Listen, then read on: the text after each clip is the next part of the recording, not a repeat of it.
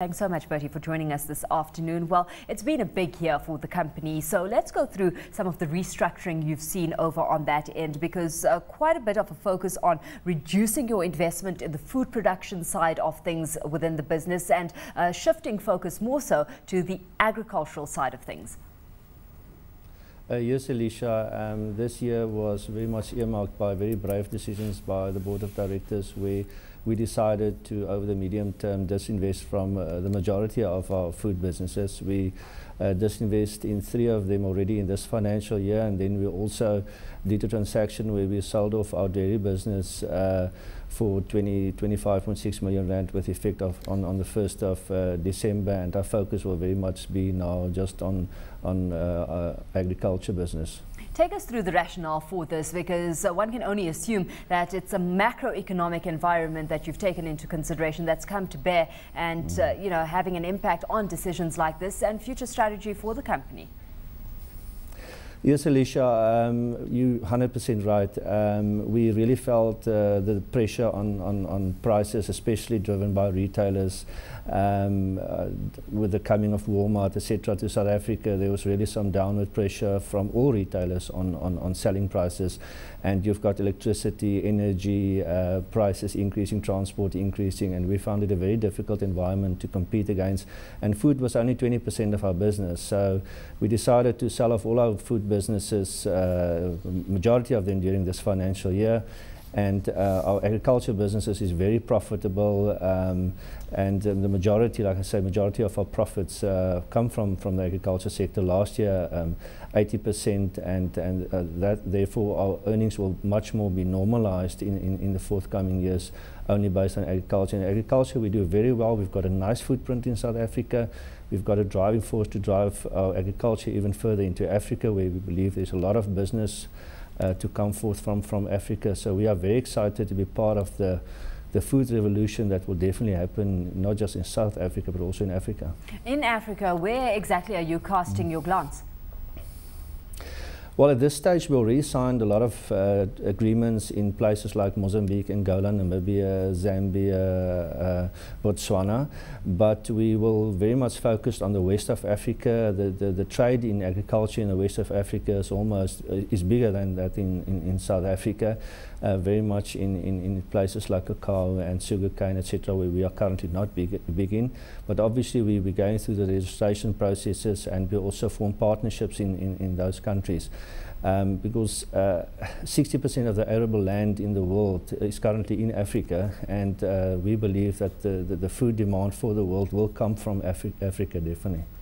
Taking a look at your operations in South Africa, let's look at some of the pressure points. I mean, you've touched on them slightly, a little earlier in this conversation, but operating expenses increased by 17%, and to a large extent, pressure was put onto the company because of foreign exchange losses, and that due to the devaluation of the rand. Take us through how you're managing that, because the rand is volatile by nature. There's no way of knowing which way it's going to swing on a daily basis. How are you mitigating against the risk that brings to your business? Well, Alishia, obviously being a listed company, we've got a risk committee that deals with that risk environment, and they basically formulate a policy within which our managers can operate in, and we decide beforehand how much cover we will take on certain foreign exchange currencies. This year, unfortunately, we've lost 2.2 million on the rand, but obviously the rand is one of the most traded currencies in the world, but we don't want to get too much involved in that. We believe it's a risk that's beyond our expertise, so we outsource that function, and it's very much driven, and the parameters are being set by our risk committee. Also, with the rand weakening so much, we also took a 2% gross profit percentage dip if you compare it to last year, and that alone is about 11 to 12 million rand. So yes, the rand do play a role, because we do import a lot of our products from multinationals like Syngenta, DuPont, etc. But we also manufacture in South Africa, and that part of business is growing very much, which basically will give us some hedging against some of the foreign currencies. Of course, something like the currency is beyond your control. Let's take a look at things that you can influence, and you know, that contributing to your cost-cutting exercise that you've endeavoured on over the past year. I mean, your transport and distribution costs came to bear. How are you relooking things on that front?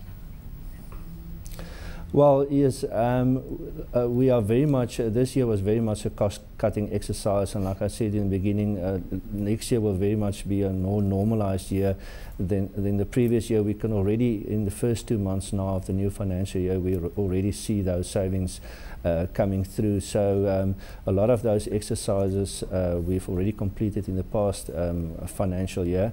And a big strength of our company is the fact that we've opened up small little offices now in almost every little town in South Africa, more than 100 offices where we sell our product. And those agents sell our product to about 5,000 to 6,000 farmers on a day-to-day basis. So and they basically visit those farmers on a regular basis, and a lot of those transport and distribution costs that we don't incur anymore in the future. Moving forward, your outlook for the company? Very much driving into Africa, growing our existing product mix and also extending our product mix. We are very much also looking at new scientific products that we will sell to the farmer.